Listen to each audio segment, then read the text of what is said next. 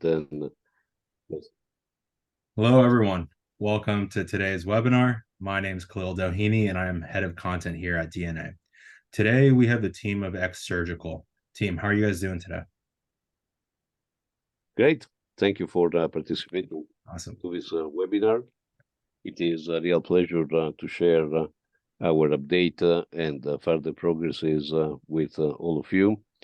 And we are here at the moment, Dr. Arnold Krongard and myself, Michele Martola, chairman of the board of XSurgical. And we will be joined momentarily by Gianluca De Novi, co-founder and chief executive. Here we are. Yeah. So just a few words on each of us. I'll start myself. I'm a serial entrepreneur and investor in life sciences companies, both in drug development and medical devices. We have already deployed $6 million in XSurgical, and with that amount of money, my team has been able to develop 2 generations of working prototypes of surgical robots targeted initially at just abdominal surgery. And with the gamma that we are developing in Boston, with XSurgical being an American company, we're aiming at a much broader application of surgical technologies. And I will pass it to Gianluca as chief executive for this introduction, and then to Arnold. Well, hi, everybody. I'm actually calling from Italy, even though I live in Boston. I'm on vacation right now. Well, about myself, also a serial entrepreneur and an academic. My research has been focusing in the past 15 years in support of the Department of Defense in development of medical technologies for simulation, for haptics, and the medical devices. I am Harvard faculty at the medical school, and I've been working always in the domain of medtech industry since pretty much early 2000. And with Michele, we are working on this project, trying to develop a different type of approach for surgical robotics that could reach a much broader market. Arnold? Hi, nice to meet everybody. Arnold Krongard, surgeon with focus in prostate cancer. I have a long history of working with surgical robots, introduced laparoscopic radical prostatectomy in the late 90s, initially using an ESOP robot, obviously familiar with the transition to the Da Vinci, and really excited and looking forward to see what more we can do to improve this technology. Right. Awesome. Okay, we will probably start with a recap of our value proposition and investment proposition. Yeah. So we'll share the screen, and Gianluca will take us through the initial part, and then I'll cover the investment proposition. Yeah. And if anyone in the audience has a question throughout the webinar, please leave it in the Q&A chat box, and we're going to have some time at the end to make sure we get your questions answered. Right. Up to you, Gianluca. Okay, so there are a lot of surgical robotics companies out there, and I'd say there are a lot of prototypes, and there are very few products. And I'd say that the majority of all competitors of all companies are fighting for the same couple of slices of markets. But today, surgical robotics is mostly available around big cities, around big hospitals, and not serving the majority of the territory around the world and the majority of the population. One of the reasons for this is the fact that surgical robots are non-cost effective. They are not versatile, and they are not affordable for smaller hospitals. So with XSurgical, we are trying to work on a different paradigm of surgical robots that can reach a much broader audience. Simply because we want to design a surgical robot, we are designing actually a surgical robot that can perform different type of procedures. So not only laparoscopy, but also be usable for orthopedics and for open surgery. Simply changing the software and the set of instruments. So the idea is that today, the majority of the surgical robots that are really products can perform 1 to 2 different procedures, up to 14, 15 different procedures for robots like the Da Vinci. But you know, you need in a typical hospital a large number of robots to be able to do all these different type of procedures. And if one breaks, you're out of that machine. So you also need to be able to be redundant. We believe that the best model would be to have a surgical robot that is a little bit like a CT scan, so can be shared a bit across different departments, can perform different type of procedures, so that you might have like a couple of them. And also the other important fact is that if you have a robot that doesn't perform a lot of procedures, it becomes very hard to reach the volume of patients needed to make the robot profitable, because all you need is that asset to work full time at least. And if you don't have enough patients, that robot is not going to generate enough revenue. So that's why you stay only in bigger hospitals. Designing a robot that can instead perform different type of procedures, you can aggregate a volume that can become much bigger, even in smaller hospitals. And so we've been working on this paradigm. We have an initial prototype, and we are trying to raise funding to bring this current prototype to a final design stage so that we can reach the market in a few years. If we can go ahead. Right. Yeah, so between the different features of this robot, one particular feature is that not only the robot is capable of performing multiple type of procedures, but there is also the possibility to make it work in a mobile setting. And why is that? Because if you have a very small hospital, or you cannot even afford a surgical robot at all, but if the robot is designed to work, for example, in a truck trailer, in a mobile operating room, all you need is a dock in the hospital, so the possibility to dock the truck trailer and then perform the procedure. So all you need is a robot that is a bit more rugged, is a bit more tolerant in terms of power requirements, and doesn't require an operating room built around the robot.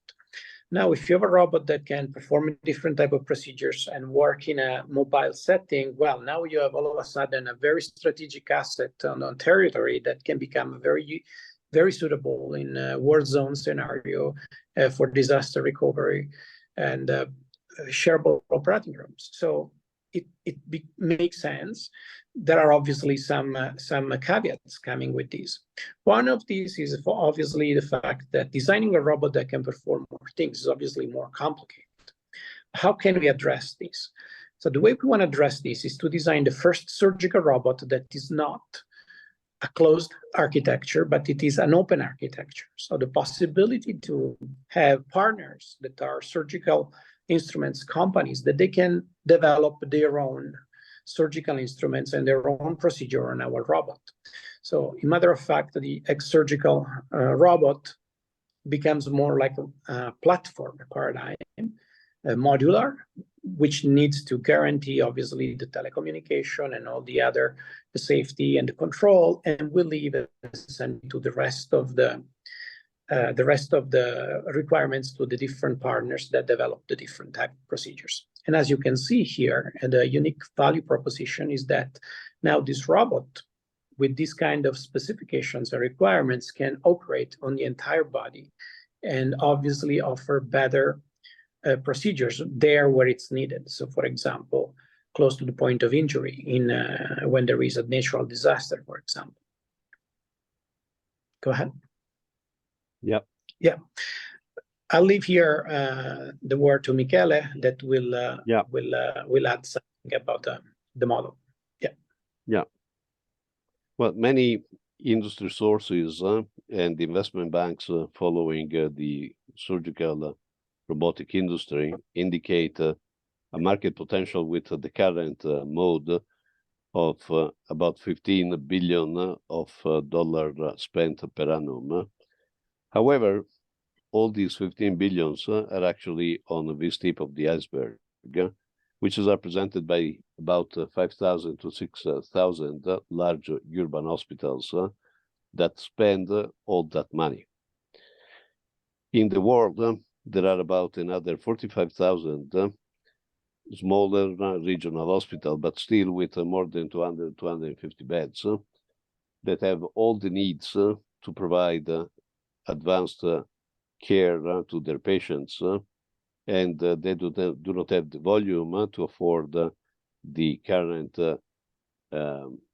rather rigid offering provided by the current players in the surgical robotic market. So we are trying to be competitive on the top 6,000 hospitals with the classical operating room installation of a complex robot, in our case, developing a lot more procedures within the same hospitals than our competitors. But more importantly, we are targeting to serve those 45,000 plus regional hospitals that today are totally neglected by the current competitors.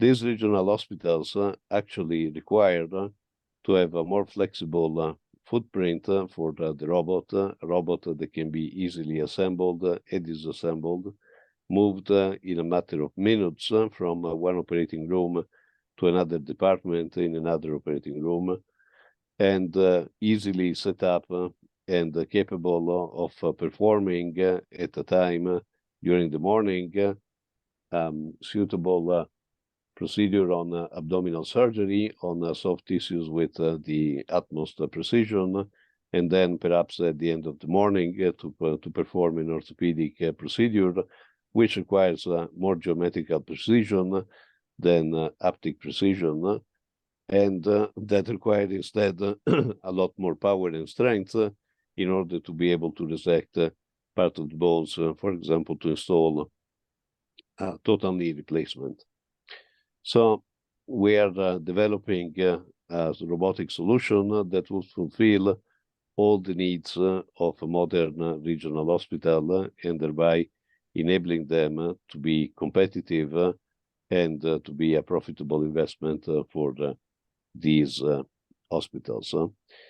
What's the potential market there? Well, the top market is currently dominated by Intuitive Surgical with its Da Vinci product line.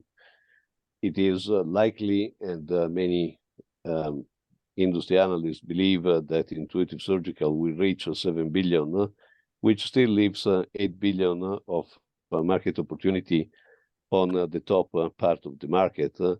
We are trying to develop a much larger part of the market down here with the regional hospitals, and we believe that the market can easily double if the offering can address the regional hospitals.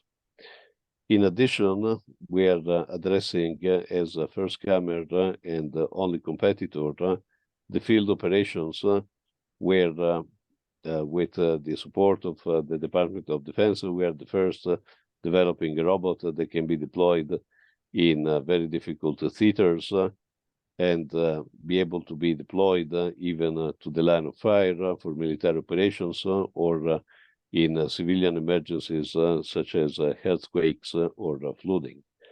That market in itself is sized between $1 and $1.5 billion in itself.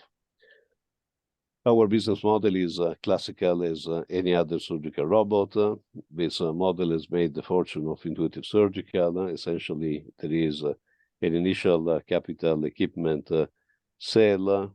We target 1.5 million, so slightly below the Da Vinci robot for the typical hospital version, and more than 2 million for the mission-specific open field version.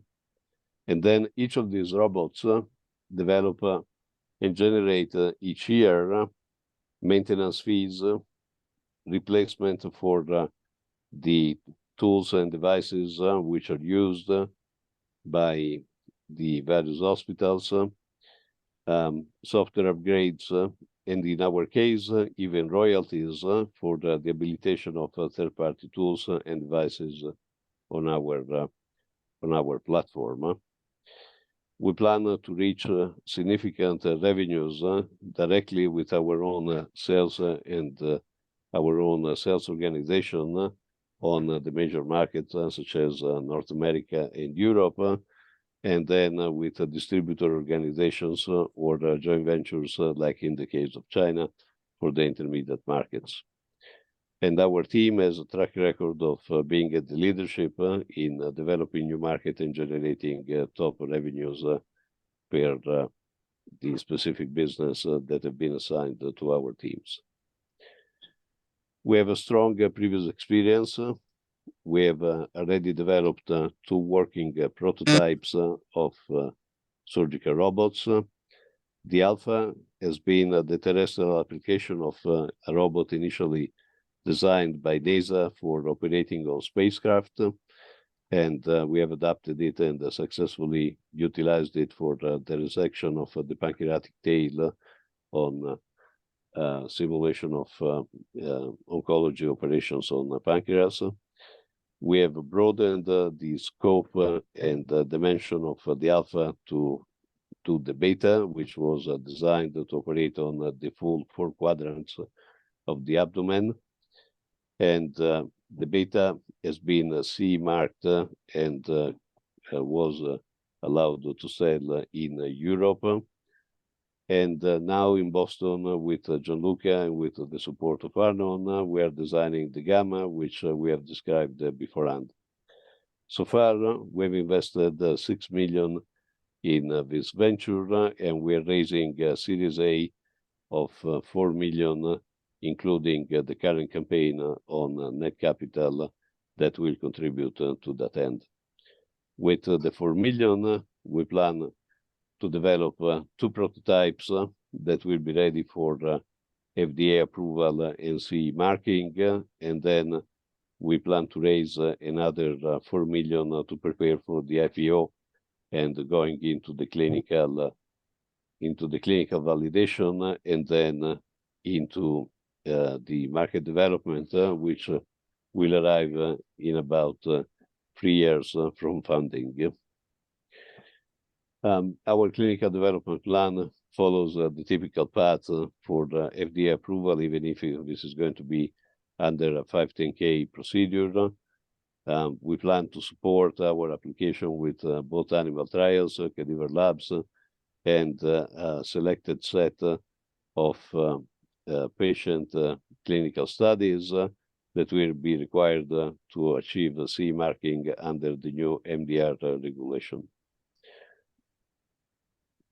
A 4 million investment through our private placement will be leading to an 80 million revenues in 5 years, which will secure a valuation which will be well beyond the typical return in venture capital.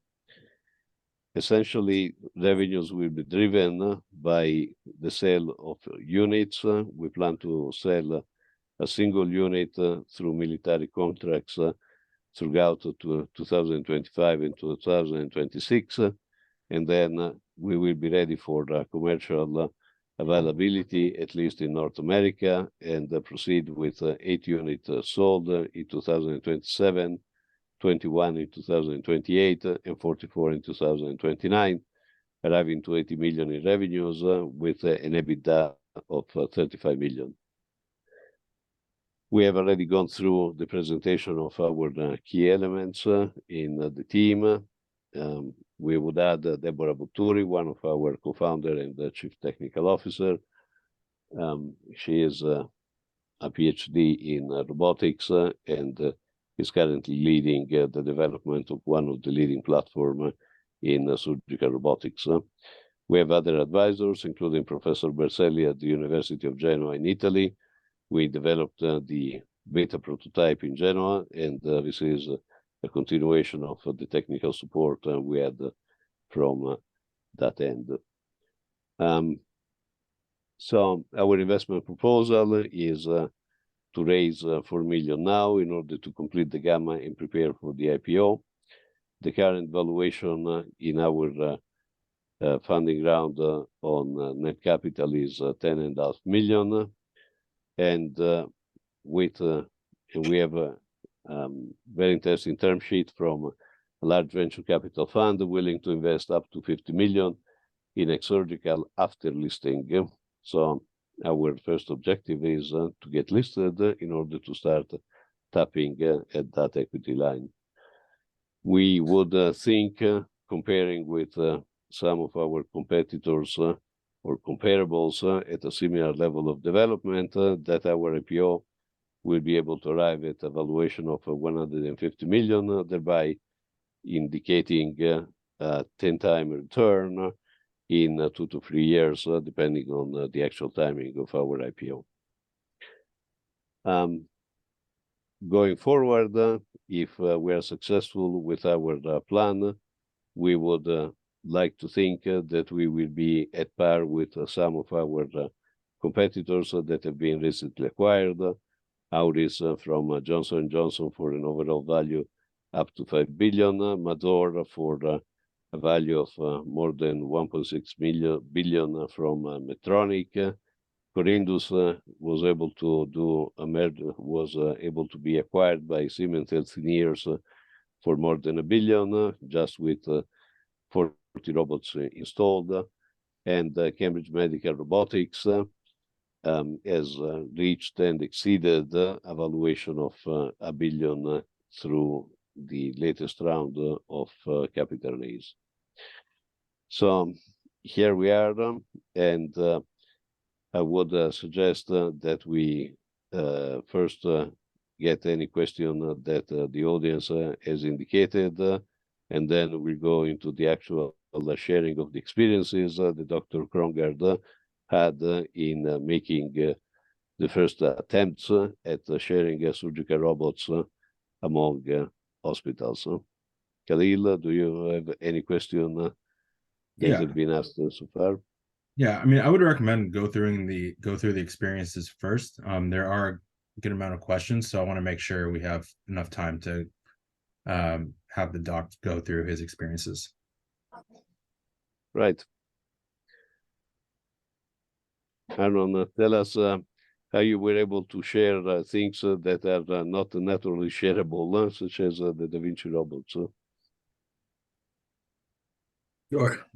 So what happened after I started to do laparoscopic prostatectomy is I developed a very unusual referral pattern, which may be one of the points of this entire project, right? Because when you develop new things and you lead the field, you wind up getting referrals that you otherwise would not, right? So in my case, it led to an avalanche of patients from all over. I'm in Miami, but they didn't come just from Miami. I was getting patients from as far as New Zealand. What that did is it forced me to have to deal with questions of access to care. So not which suture do I use, but rather who's going to pick me up at the airport, which hospital are we going to use, how much is it going to cost? Can I get flat fee pricing? I need transparent pricing. These are things we're not always used to in the US. And so ultimately I learned to accommodate a lot of that.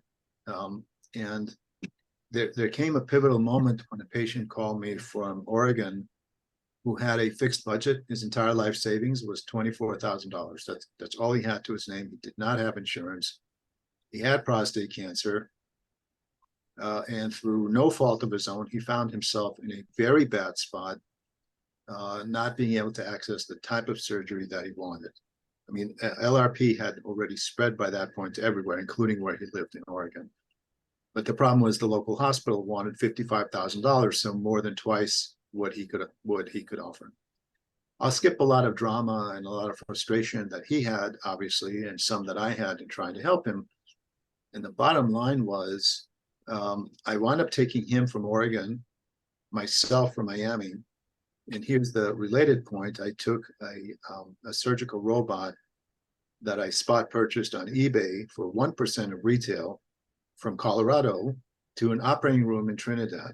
So a brand new robot, mint condition, that I got for $1,000 because a surgeon made a promise he didn't keep, and the hospital was just dumping it. The point there was that the quality in surgery doesn't come from the hospital. We have to remember that as surgeons, we should promote that, right? It's not the bricks, the mortars, the CEO, and the CFO who do the surgery.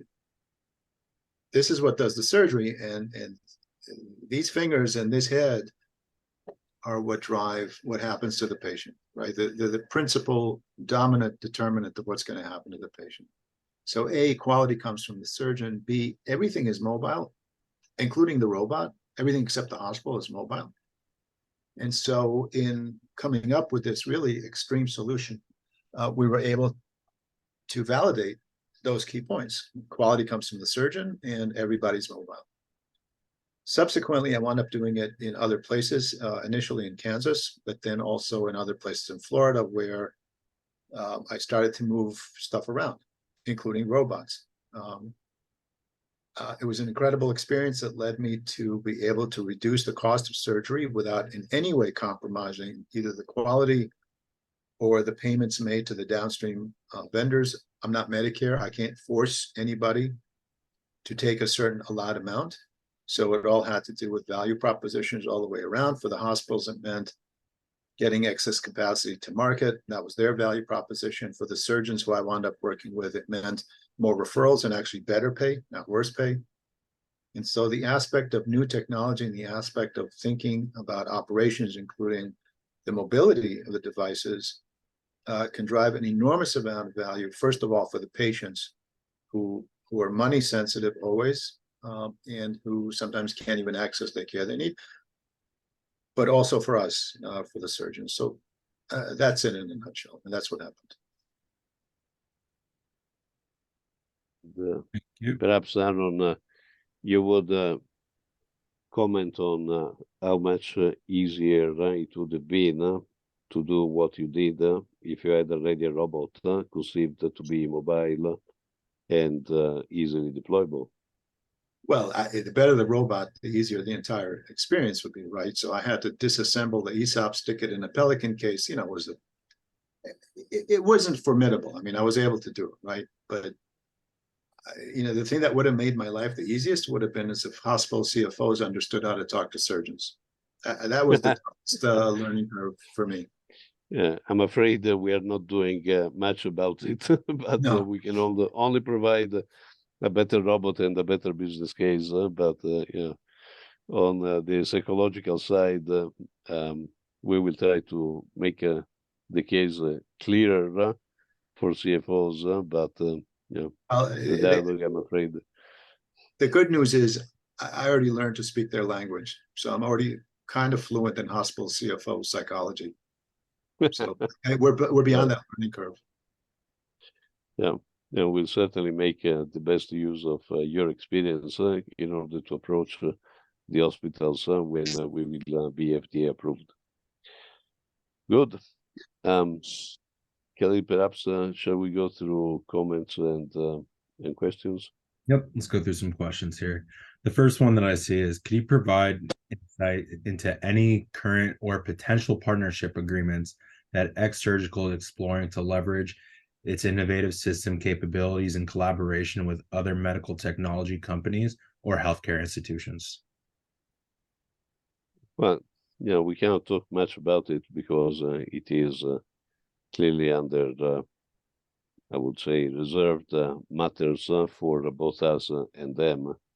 But we can say that one of our co-founders, Dr. Deborah Botturi, is currently working with one of the major tools manufacturers.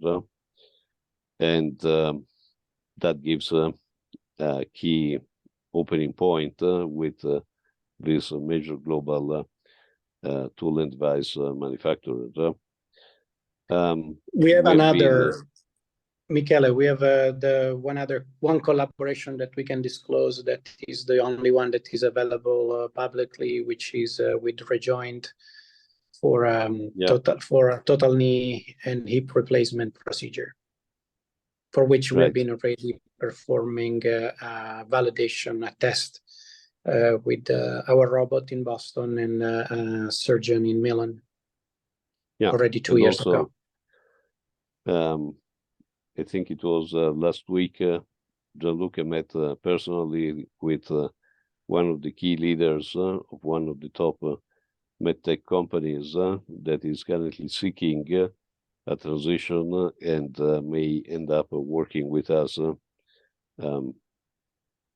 specifically also for this role of developing our alliances and partnerships.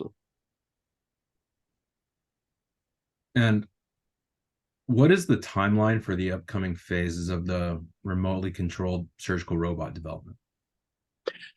So for technically the entire telerobotic protocol stack is being already implemented. We have ideas on how to even improve further, but is already the operative part. The software is definitely where we are very advanced at the moment. The hardware is where we are a little bit behind schedule because obviously the COVID has been affecting our operations dramatically. Currently, we have our first prototype of the third generation robot, which is the one we used already 2 years ago for the remote procedure that we have been performing. The other thing that we didn't really give a lot of attention in our current update is that our system is strongly leveraging AI and is designed to support AI even further as we move forward, increasing gradually as we move forward and collect data, the level of automatism of the system. So the surgical robot capable of performing small tasks autonomously in assisting the surgeon, for example, moving the camera or moving a third instrument and facilitating the performance of surgical tasks. Thank you. Have you received any feedback from medical professionals that would use the robot? And if so, what have been some of their responses? Well, I think we have one here. One of them is here with us. I think that he could probably give the best feedback about the overall paradigm that we are trying to push forward. But I think that was already kind of clear.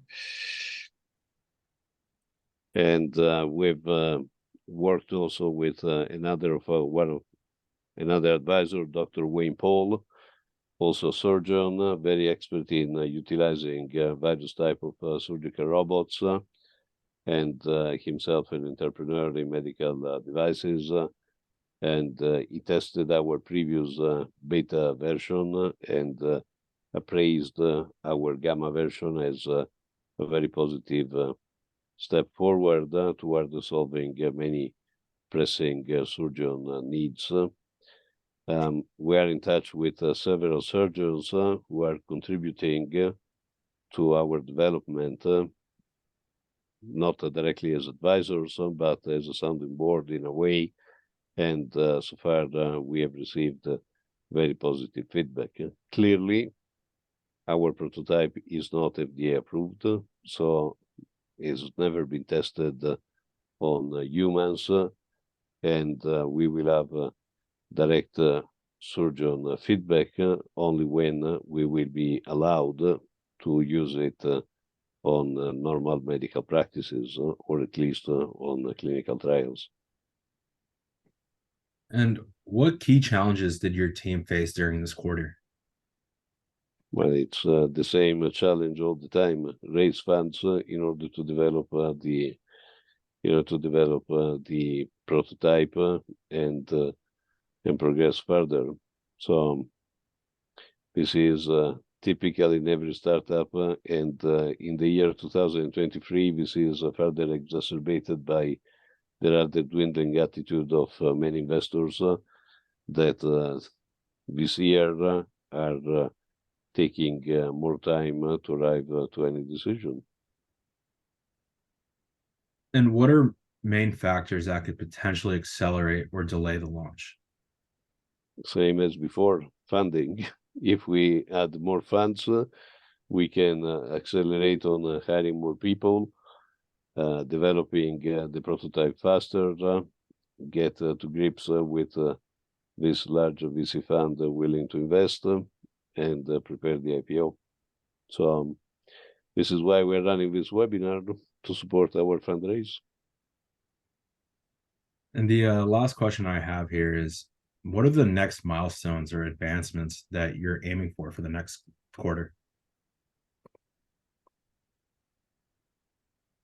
Yeah, okay, you're on mute, but basically it's the completion of the gamma version, which will not take only 1 quarter, to be clear, but Gianluca has a clear path for the evolving steps of our prototype.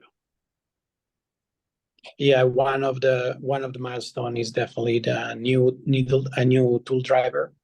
That is one of the 3 different drivers for the different 3 set of tools that would be used for the different specialties. So right now we are working on the laparoscopic driver, and the next one will be instead for the open surgery driver, which is they have different shapes, and that's where we are working right now. Yeah, and then there is the further development line, which is the additional flavors of artificial intelligence in our robot, which will have the incarnation of adding features that can be activated or deactivated according to the certification needs, such as semi-automatic stitching. And this is, for example, a clear requirement from the military, which may not be fully in line with the current doctrine at the FDA. But we know how to enable our robot to do automatic suturing, and that will be extremely helpful in war zones, because you don't have that much time to support and save the life of a wounded soldier or injured patients taken out of the rubble of an earthquake. We're also adding artificial intelligence in order to make our system teleoperable even across continents.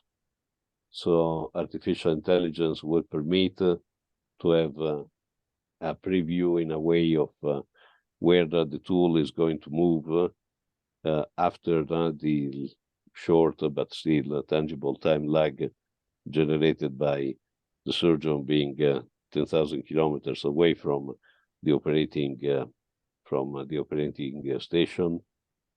And through the modeling of the patient's body, we will enable a much safer progression, compensating the potential time lag of long distance teleoperability. What would you say 3 to 5 reasons? What are those top reasons to invest into XSurgical? Well, it's the same reason that I use for all my investment. First of all, because if we succeed, we will make a difference. So if we succeed, we will enable surgical robotic to be 10 times more widespread, which means assisting probably 10 times more patients than today. And these 10 times more patients will be cured fastly with less pain and higher survivability rates.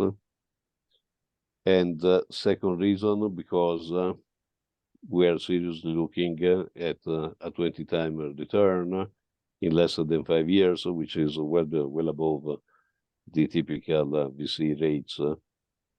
And we know that an aim is not a reality until it's done, but at least we can foresee the possibility of achieving well above average return on our investment. I'm looking at anything you want to add? Yeah.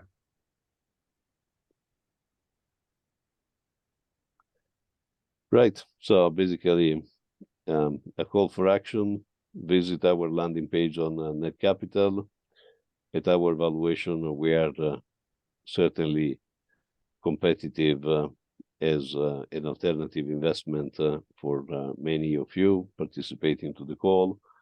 We're working also with larger entities interested in funding our entire journey, but your contribution to our crowdfunding campaign is very important in order to have the initial base for funding our activities next quarter, and then proceeding with our funding campaign toward the end of the year and the beginning of next year. We are always available for one-to-one calls for all the interested subjects. So just drop a line, indicate your email, and we will get back to you for supporting you in your evaluation with specific calls as per your requirement. Awesome. Well, thank you, gentlemen. Thank you, everyone who attended today's webinar. If you weren't able to catch the webinar, don't worry. This webinar has been recorded this whole time. We'll be posting a recap on the Net Capital page. So thank you, everyone, and hope everyone has a very good. Thank you. Bye-bye. Have a good one. Bye-bye. Bye.